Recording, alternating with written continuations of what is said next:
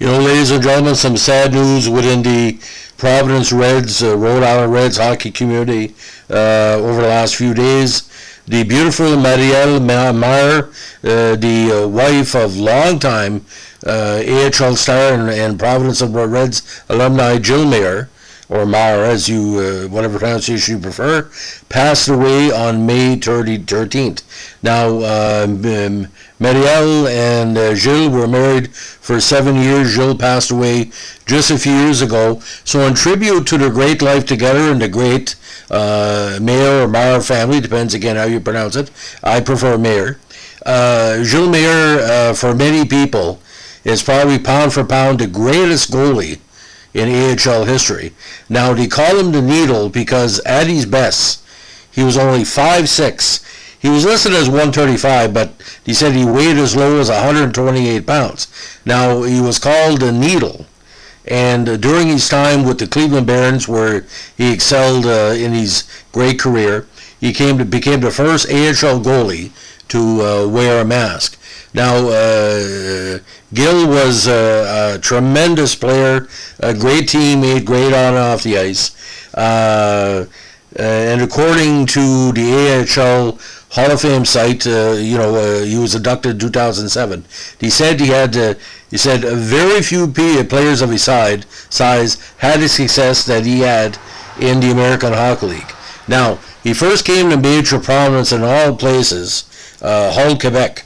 If anybody knows anything about hockey, Ottawa Hull region is well known for producing a lot of players. Now, he began playing between the pipes at the age of 6 and came to like the position.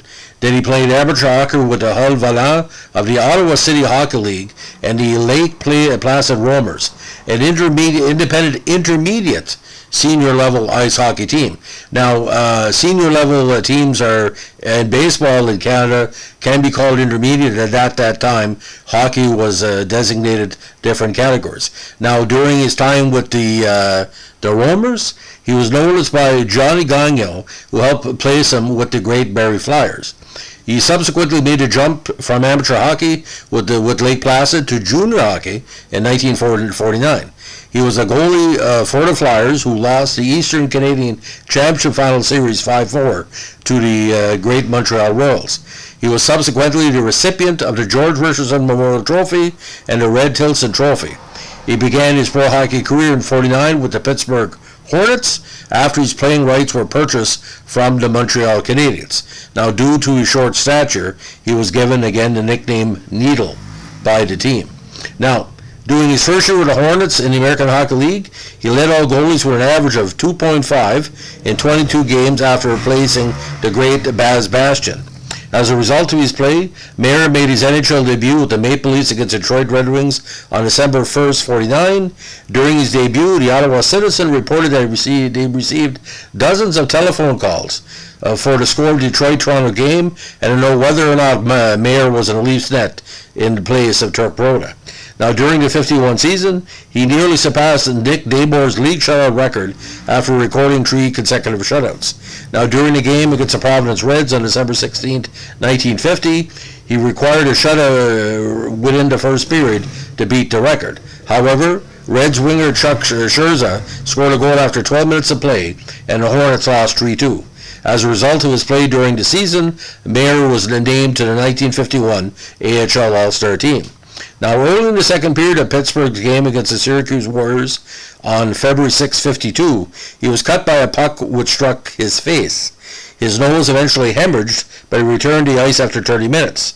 He finished the season second to Johnny Bauer in goals against average with 2.57 within 68 games and topped the league in shutouts.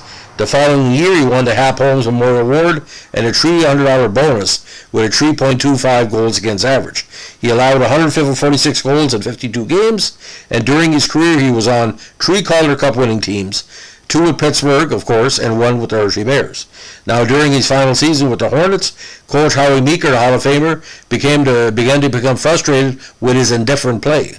Following 2 losses, Meeker fined Mayer $100 for his play and sent him home prior to a game against the Springfield Indians. In response, Mayer said, "I try awfully hard, but I'm not the only player in the team." Despite this, Mayer was the 1950 recipient of the Hap Holmes Memorial Award for the 4th time in 5 seasons, after averaging 2.7 goals per game. Now, eventually traded to Hershey Bears on July 5th, 1956. The Bears also obtained from Pittsburgh defenseman Jack Price, centers Willie Marshall, Bob Hazard, and forward Bobby Sullinger. After being dissatisfied with the terms of his contract, he left Hershey's preseason camp and was placed under suspension. As a result, his debut season was held off a few days due to the contract dispute. During his first season with the Bears, he suffered a knee injury and required weeks to recover. As part of his rehabilitation, he traveled to Harrisburg, Pennsylvania every day to get into a whirlpool bath at the Harrisburg Hospital. In '58, the Red Wings asked the Bears to loan Mayer to the Edmonton Flyers as an emergency goalie. After refusing to travel to Edmonton, he was benched by coach Frank Mathers and fined $200 as a disciplinary measure. Now, as goalie of the Cleveland Barons, he sustained a broken jaw during practice and missed 3 weeks of competition in 1959. Following this, he became the first goalie in the AHL to wear a mask. The mask had been sent to him by all people Jacques Plante, the first NHL goalie to wear a mask, and the person that was trying to promote it pro league-wise. Now, during the '63 season, Mayer was replaced by Hall of Famer Eddie Jackman as a starting goalie and subsequently found a stable job with a rug company. As the Reds lost 12 of their 15 games the following season with Jackman in net, he asked Mayer to step in as a starting goalie, but he refused. Mayer listed his age, a good job, and his long period of inactivity as the reasons for his refusal. As a result, he was suspended from the team. Now, talking about his size, again, he weighed between 126 and 135. Now, the natural weight again was 128 pounds, but he tipped the scale at 166 pounds. So every game it would be 38 pounds of steel wood leather, which cost $300 and required 30 minutes for dressing and removal. So technically he put on nearly 1/3 of his body weight to man the cage. No wonder they say it's a tools of ignorance sometimes, ladies and gentlemen. Now, getting back to the Toronto Maple Leaf contest, he played one in 1950 with Toronto, losing his only start. 54, he played 1 game, tied 1 game. 55, he won his first NHL contest. And 56, he won 1 in 5. Now, according to the AHL Hall of Fame, he was credited with winning 346 games over 14 seasons with the Hornets, Bears, Barons, and Reds from 49 to 63. However, his victory total is actually slightly higher, but stats from the 59 AHL season remain incomplete. I've checked this with Internet Hockey Database. There is some incomplete results. He said it could be as many as 50 and as high as 30. Now, he posted 30 wins in a season 7 times, including a memorable 46-19-3 campaign in 1952. He led the Hornets to the title in 52 and 55, and again was recalled on occasion by the Maple Leafs. Now, when the Hornets folded in 56, he joined Mathers and Marshall in the move to Pittsburgh, from Pittsburgh to Hershey, of course. 3 years with the Bears, they went to win the Calder Cup in 58 and 59, although he did not see any postseason action either year. Now, he played the next 2 years, again, in Cleveland, it's 59 to 61, and 2 after that in Providence, before retiring in 63, trailing only Johnny Bauer in all-time AHL wins and shutouts, of course, with 41. Now, Mayer's career saw him capturing many individual honors as well: 3 first-team All-AHL All-Star nods, 2 second-team berths, and again, all the Hap Holmes Award winning 5 and 6 seasons. Now, what was kind of weird, ladies and gentlemen, I still don't really know why. I look at his basic stats. In 1951, he played 71 games for Pittsburgh. I thought it was a 70-game season. But from 1950, ladies and gentlemen, to 1963, just in the NHL, okay, AHL, he's played 50, 71, 68, 62, 68, 64, 56, 29, 22, 19, 41, 66, 30, and 34 games. Again, 680 games played, .346, .258, .57, 40 shutouts, again trailing Johnny Bower, with an impressive 2.89 average and 41,000 minutes played, ladies and gentlemen. 41,000 minutes played. In the playoffs, an outstanding record, 37, 26, and 6, a 2.27 average with 6 shutouts. Now, if you want to find any more about Gil, the AHL HOFer.com site for him is AHLHOFer.com/GIL, /GIL-Mayer, MAYER. And again, the Pittsburgh Hornet numbers to me really, really stand out because playing every game or close every game. And for example, 84 games he played in 1951. You got to understand, you're 128 pounds playing 84 games. You can't keep on weight. You have no chance to keep on weight. I can imagine when he sweated, it could have been 122 pounds, 121. Roberto Duran once said, he said, at his best fights when he was 135, he'd lose 5 to 7 pounds. So I hope he had a lot of, post-game pops that kept him together, mostly maybe Fanta or Crush. And I know people in Rhode Island love him to death because he settled down there for a number of years, and unfortunately, when he passed away in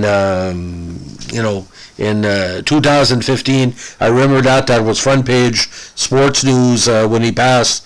It had been a number of years since he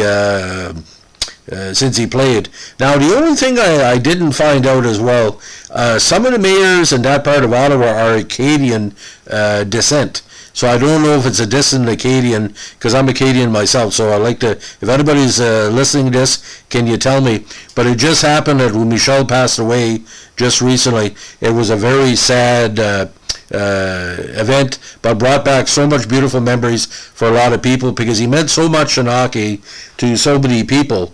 And the idea, ladies and gentlemen, we forget how good that Pittsburgh Hornets team was back in the early 1950s, which of course led to the formation of the Pittsburgh Penguins in the NHL.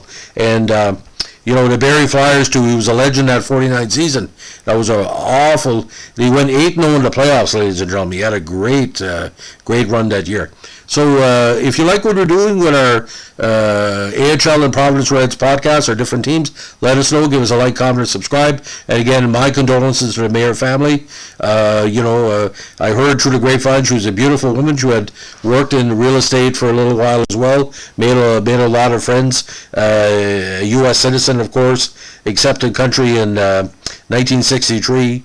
And let me tell you, it's when people, legends like that pass, we always remember the spouses of the legends. And a legend can be built many ways, but a loyal wife or husband to the person, it's so important because 70 years in a person's life together, or 70 plus years in this case, it's just what a beautiful love story, as we say. So, ladies and gentlemen, thanks for listening. And if you have any old special memories of the Needle, especially, some Montreal Canadiens fans were sad to see him go because they were looking for more prospects around the time he was with Montreal. So for him to go to the AHL kind of weakened the system a little bit. That's what I've been told, anyway. Anyway, thanks for listening. Bye.